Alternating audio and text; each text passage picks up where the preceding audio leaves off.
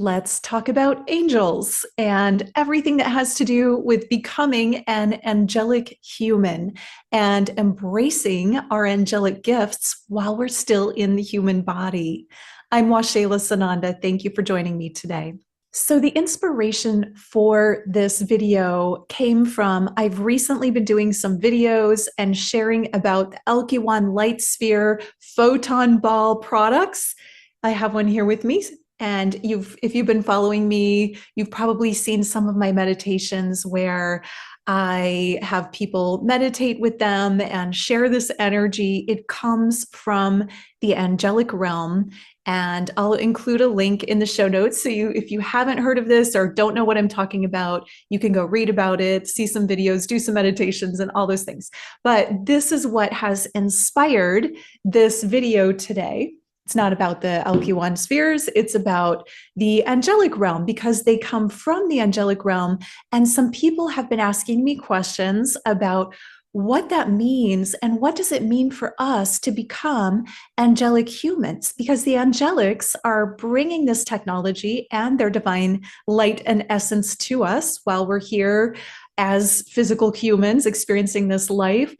So we can utilize this energy to upgrade ourselves for the ascension process. And that is what the angelics are here to help us do. So let's start with what becoming angelic is not about. And so, first of all, it's not about growing wings. And yes, somebody did ask me that question, and I think it's kind of sweet, but becoming an angelic human does not mean that you will grow actual physical wings on your body. In fact, the angelics, while oftentimes are pictured with wings and shown with wings, they can manifest looking like they have wings because that's how humans envision them. And that's how so much of our art envisions them. But I don't experience angelics as actually having wings. What I do experience them as is of a higher consciousness. And that means that they are not bound by space and time the way that we are in our physical bodies. Most humans are not at a point of ascension where they have learned to overcome space and time, bilocate, pop in and out of reality. Now, some have, so I'm not going to apply this to all humans, but the majority of humans don't know how to do that. So when they experience an angel who's not bound by space and time showing up, they seem to be flying. Now, it's not that they're not flying, but it's more than like flapping their wings to get somewhere. That's more like a bird than an angel.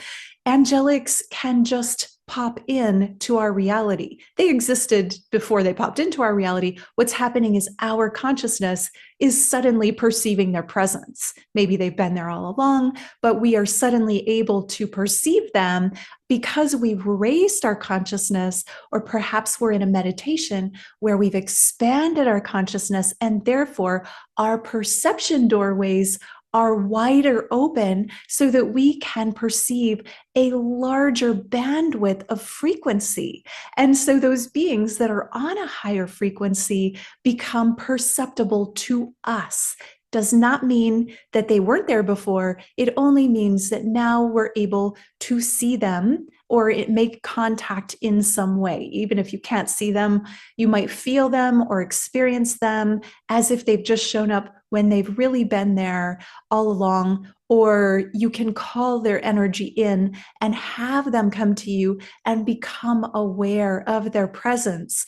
This doesn't mean that they flew in, but it can certainly seem as if they've suddenly flown in to your experience. So that's kind of, for me, one way to describe the wing phenomenon.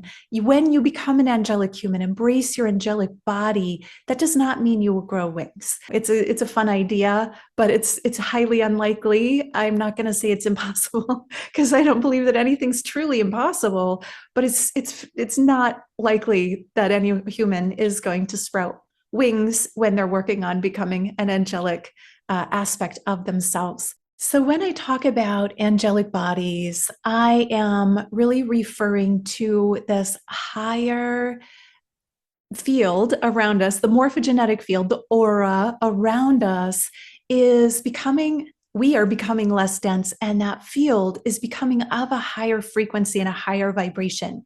In the ascension process, the human body is becoming less carbon based and more silica based. And it's a lighter frequency, able to hold and conduct higher frequencies than the carbon based human body is. And the angelics are very helpful in this, in bringing us higher frequencies than what most people are used to experiencing in the human body. So when you call on the angelic realm, or when you work with your Alchemy One light spheres, you're making contact with a higher frequency than you probably do in your normal day-to-day life. You're taking yourself, for instance, in meditation, you're expanding yourself, you're shutting down the rational mind, you're settling in to presence, to full presence and awareness of the now moment. And in doing so, you're expanding your perception of reality, you're expanding and opening that doorway of frequencies, and it makes it possible to make contact with higher and higher expressions of yourself and of the angelic realm and higher realms. And that's a really beautiful thing to do. And as you do this more and more, it's like this opening in your consciousness so that you can experience and perceive more of life. We, as our human bodies' perceptions, when we're just using our eyes and our senses, our physical senses, we only see a very, very, very tiny portion of reality. And you can look this up. This is scientific. I don't know all the numbers, so I'm not going to say them, but it's some ridiculously low percentage of reality that we're able to perceive with our physical eyes and with our physical senses. So when we shut those senses down, we close our eyes, we go inward into meditation, and we open our hearts, this is when we have access to so much more of reality than what we can perceive with our physical bodies and senses.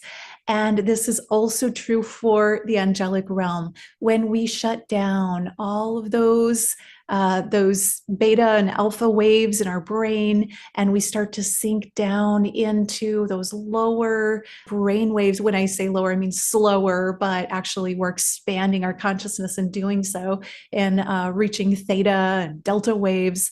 And we become conscious of so much more. So this is part of accessing the angelic realm through our human bodies. We can make contact when we shut down the normal physical senses, turn off our brain. I mean, really turn off the analytical part of the brain, move into the heart center, make a request, an intention for contact with the angelic realm, and you'll start to experience all kinds of interesting phenomena, even things like healing and perceiving other beings that aren't in the physical body, perhaps deceased loved ones, angelic beings, higher dimensional beings, ascended master beings, and galactic beings that are interested in communicating with you. And when you're raising your frequency, again, I have the LQ1 light spheres, angelic balls with me, the photon light, whatever you want to call them by any name, they're the same thing. When I'm meditating now and when I'm sleeping, to hold that space for me, because yes, I can do it on my own. However, it's really nice to have that support and assistance, having the intention be protect my space while I'm sleeping and allow me to open up to receive higher frequency divine light contact and nothing lower than that. And that's what I experience so much more of now that I have that support with me. And I've always experienced this since I was a small child, so it's not a new thing. I really believe that the more comfortable we are in accessing higher dimensions of reality, the more we relax into it, and then the more of those experiences we have. When we're in resistance or fear, or we haven't fully surrendered into those frequencies and higher processes, then we're going to block those experiences. For instance, if you're worried about growing wings, just for example, then you're probably going to block the angelic experience because that's something you don't want to experience. Let me put that one to rest. That's not going to happen. What will happen is when you work with the angelics in the angelic realm, you will start to lighten in so many ways. So we think of angels as in the light or coming from the light. They have much, much less dense bodies than we do as humans. They do have bodies, but they have light bodies, and they travel around in light bodies, which is why we perceive them as light. Lighter, the lighter one becomes, the more ascended one becomes. That's why we say things like enlightenment. Ascension is reaching new levels of enlightenment, and ascension is raising your frequency to access those higher frequencies of light. And then simultaneously, the more that we do this, the lighter our field becomes, and so we're less dense. And this is physically, emotionally, and spiritually. As we work with the angelics and as we do this type of ascension work, our physical bodies, I've already mentioned, become less dense, less carbon-based, more silicon-based.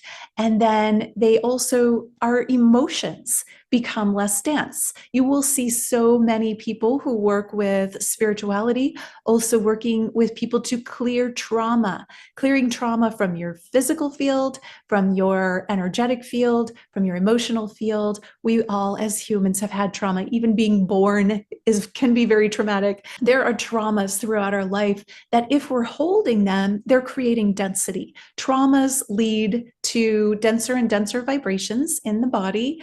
And then those densities can actually cause distortions and diseases and poor health. So when they become physical, and they become physical if they're not addressed, when they're emotional, and they get denser and denser until we can't help but address them. We must address them, or lose our incarnation ultimately. So the angelics can help us do that. And as we become lighter, guess what happens? A lot of people will say, well, it's hard work doing this ascension work because I have to look at all of my childhood traumas, and maybe you have adulthood traumas, all the things that have happened to you that have become dense in your field and in your body. You must look at those because they're going to come up. Now, doing things like breath work, meditation, sometimes they'll bring them up to you, and you realize it and have to kind of clear them through the mind. Other times they will just release and go if it's not necessary to clear through the mind. Quite often it is important to review those experiences. Sometimes there are people to forgive. Sometimes there are actual clearing techniques and things that need to be done in order for you to allow and surrender and let those things go, truly, truly leave your field. So they'll come up to be cleared as you lighten your density, because that's just part of the layers coming off, and that's part of becoming lighter. And then emotionally as well. Now, this is a big one for spiritual people, for all people really. We have these beautiful, wonderful emotional bodies and emotional experiences. We rehearse different experiences of oftentimes lower frequency emotions. And quite often we're not even aware we're doing it. It's a big part of what I teach, especially right in the beginning, to become aware of the lower frequency thought forms that we're reviewing every day in our mind, and start to become aware of them so that we can let them go and shift them into more positive mindset, positive thinking. And this isn't just about pretending nothing's wrong and putting a band-aid on it or spiritual bypassing. This is about really letting things come up, excavating, seeing what's there, addressing it, and when you're ready, allowing it to leave your field so that you can become totally clear. And so the angelics do assist us in that clearing. And in order to clear things, a lot of times we do have to do some techniques and some work to get those things out of our field. And when we do, guess what? We feel lighter, because we are lighter, because we're no longer holding on to those densities. And with our mind, no longer holding on to those denser frequencies, those denser thoughts, denser vibrations, things like looking at, I know a lot of us do this. I used to, I don't anymore, but conspiracy theories, which, by the way, most of them are no longer considered conspiracy theories. They're just facts that used to be considered conspiracy theories, many of them, not all of them, but many of them. Sometimes there are some really dense religious beliefs. If you were raised in a religion that was God-fearing and you have to do things right or you'll be punished, and the fear of hellfire and damnation, things like that, then you're going to need to clear that from your field in order to hold a lighter vibration and not be afraid of God. God is love. God is light. God is purity. God is generosity and so many beautiful things. And if you're holding this idea that God is somehow judging you and against you, that could hold back your ability to work with the angelics, to become lighter, to open your field to perceiving higher levels of consciousness. Angelic beings themselves have a wide range of frequency expressions from, we've heard of the fallen angels. So from, lower density all the way up to super high density. The angelics that I work with and that we work with and that the Alchemy One spheres work with are higher dimensional, of high consciousness, light-minded angelic frequencies. They are here for our ascension, to assist us in moving up as humanity into the 5D and higher realms. They are here to assist us in our enlightenment, becoming lighter in all of these different ways that I've discussed today. So just know that when you step into the realm of working with angelics or any beings, to be sure to set yourself up to work with only the highest that are for the highest good of all, the highest frequencies that are for the highest good of all. Set that as your intention. Move into your heart center. When you move into your heart and you have the intention of working with divine light in whatever form it shows up, then you're protecting yourself from working with lower frequency beings. And that is an important thing. In this work that I do, I've been doing shamanic work for 30 years almost now. And I've encountered a lot of negatively oriented beings. I could also call them distortions in the field, or distortions in the light, that sometimes they are coming to, they want some of my energy. They want to feed off my energy, if you want to call it that. Sometimes they want to just kind of mess with me, startle me. Maybe that's also part of feeding off my energy. Other times they've been there to show me something or reflect something that I needed to understand about myself or the world. And so what I know now is that these things are not to be feared. When you go into fear, you're actually kind of going into collaboration with them, but they are to be understood. And in shamanic work and in light work and all of this spirituality, we must learn to be able to hold light. There's a beautiful butterfly flying right by my window right now. I'm distracted by it. It's a big one. So we must be able to hold light and dark simultaneously. The awareness that the dark exists, the acknowledgement and knowing, yes, it's there. Yes, it could potentially come into my field, and to know how to work and deal with it if it does, and know that there is also light, and that is what I am part of and aspiring to become more of. And it doesn't mean that the darkness is to be feared. We are all a mixture of dark and light. I don't know any human who's 100% one or the other. We're a mixture. And part of being physical is learning to understand light and dark in a lower density way. And certainly this world, the 3D world, gives us lots of opportunities to understand the darkness. Now, if you get stuck in it and you don't allow your consciousness to move up and out of it, it can be very detrimental to your body, to your mind, to your spirituality. And the idea here is, yes, to be aware of it, but don't focus on it. Don't marinate in it. Don't put your attention on it. What you do is you become aware of it, you get the information that you need, and then you focus on the light, and you focus on what you do want to happen in the world. There are many people that work with very negative things going on, such as human trafficking, or criminals who work with criminals, or who work with families that have abuse going on, things like that. We know those things exist, and yet they're able to, people that do this really well are able to bring their light to those situations and not get stuck in it.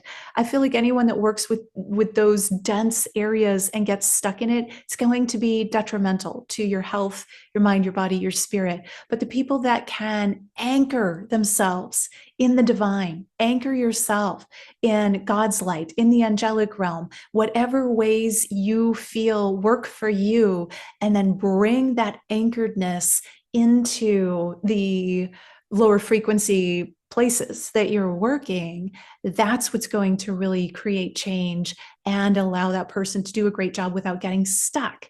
And so same is true if you're just wanting to know some of the things that are going on in the world. I always advise, don't watch the news. What I really mean is, do not have the news on and listen to it every day and get stuck in it. It doesn't mean you should never be aware of what's going on in the world. And I have a deal with the divine. If something's going on that I need to know about, then somebody will tell me. I'm not going to watch the news. I don't want to. It brings my frequency down, and I'm aware of that. Even the sound of it, I'm very sensitive to sound. The sound of, even if I don't hear the words that they're saying, just the sound of that broadcast lowers my frequency. I don't want that broadcasting in my home or my car. I like to keep things higher frequency, but I do sometimes want to know what's going on in the world. So people will tell me, hey, did you hear about fill in the blank? Oftentimes my answer is no, tell me about it. Or, what do I need to know? And there are people in my world who know that about me, who send me things that they think I need to know. And then I can use my own discernment, whether or not I want to read or watch a video or something. I'm not asking you to send me videos because I have a lot of people doing that already. So these are just some of the ways that I protect my field. And the more that you protect your field, the more that you enhance and enlighten your field, work on opening your heart, work on opening your perceptions, meditate, do breath work, allow yourself to expand your consciousness, you will be more accessible to the angelic realm, and the angelic realm is more accessible to you. And so ultimately, one more word about the Alchemy One spheres. The reason that I started working with them and became a distributor of them is because I experienced firsthand, personally, how they help open that door to the angelic realm, to the higher frequencies. I understand and know that they are here for, this technology is here for us as humanity who are on an ascension journey, who want to become more aligned to our angelic bodies and ascend our frequency. And ultimately, as we do that as humans, every human that does that is also assisting the planet Earth. So doing our work on ourselves is also helping everyone else around us and the Earth ascend. And that's my mission here, is to assist in the ascension process. I will end there for today. Thanks for hanging in there with me. I appreciate you so much. I love sharing these things with you. And if you have something you want to know about, a certain topic or question, please do put it in the questions in the comments, and I will read. I read every one of them myself. I either comment back or put a heart, depending on how much time I have and what you've shared. And please give a thumbs up, a like, subscribe, share this with your friends. And I look forward to seeing you on the next video. I love you. I cherish you. Namaste.